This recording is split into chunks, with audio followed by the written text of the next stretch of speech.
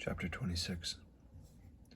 Now it came to pass, when Jesus had finished all these sayings, that he said to his disciples, "You know, after 2 days of the Passover, the Son of Man will be delivered to be crucified." Then the chief priests, the scribes, the elders of the people assembled at the palace of the high priest, who was called Caiaphas, and plotted to take Jesus by trickery and kill him.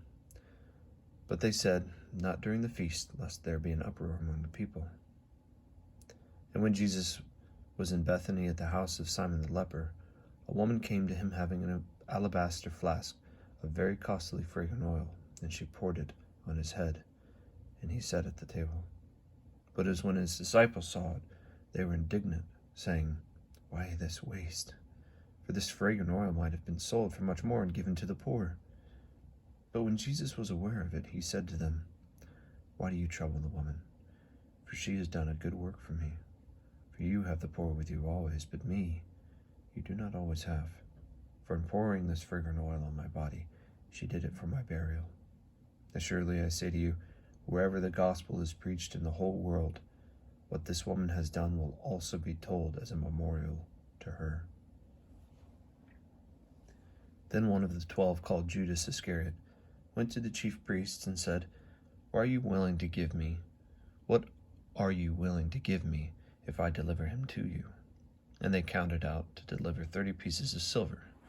So from that time he sought opportunity to betray him.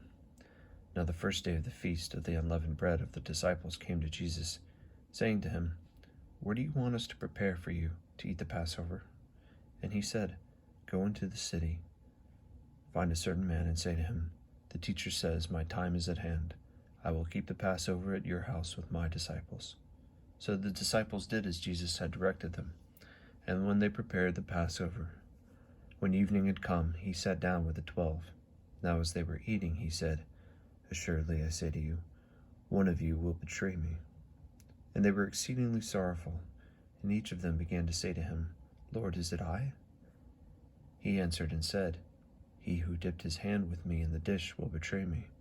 The Son of Man indeed goes just as it is written of him. But woe to the man by whom the Son of Man is betrayed. It would have been good for that man if he had not been born." Then Judas, who was betraying him, answered and said, "Rabbi, is it I?" And he said to him, "You have said it." And as they were eating, Jesus took bread, blessed and broke it, and gave it to the disciples, and said, "Take, eat, this is my body." Then he took the cup, and gave thanks, and gave it to them, saying, "Drink from it, all of you, for this is my blood of the new covenant, which is shed for many for the remission of sins.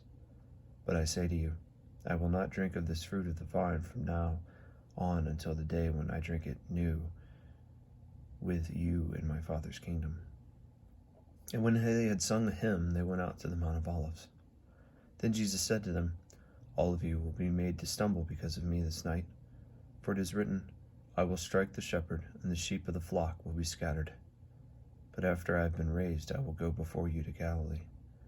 Peter answered and said to him, "Even if all are made to stumble because of you, I will never be made to stumble." Jesus said to him, "Assuredly I say to you, that this night, before the rooster crows, you will deny me 3 times. Peter said to him, "Even if I have to die with you, I will not deny you." And so said all the disciples. Then Jesus came with them to a place called Gethsemane, and said to the disciples, "Sit here while I go and pray over there."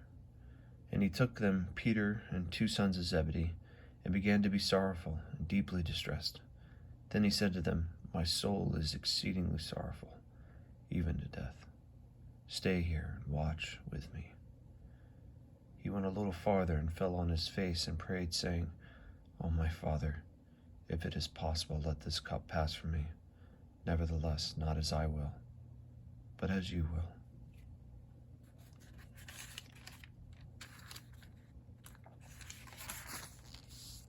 Then he came to the disciples and found them sleeping, and said to Peter, "What?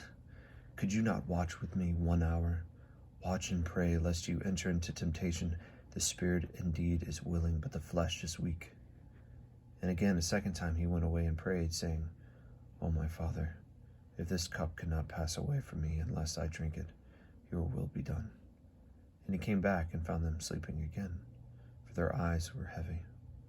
So he left them, went away again, and prayed the third time, saying the same words. Then he came to his disciples and said to them, "Are you still sleeping and resting? Behold, the hour is at hand, and the Son of Man is being betrayed into the hands of sinners. Rise, let us be going. See, my betrayer is at hand." And while he was still speaking, behold, Judas, one of the 12, with a great multitude of swords and clubs, came with the chief priests and the elders of the people. Now his betrayer had given them a sign, saying, "Whomever I kiss, he is the one, seize him." Immediately he went up to Jesus and said, "Greetings, Rabbi," and he kissed him. But Jesus said to him, "Friend, why have you come?" Then they came and laid hands on Jesus and took him. And suddenly one of those who were with Jesus stretched out his hand and drew his sword, struck the servant of the high priest, and cut off his ear. But Jesus said to him, "Put your sword in its place, for all who take the sword will perish by the sword.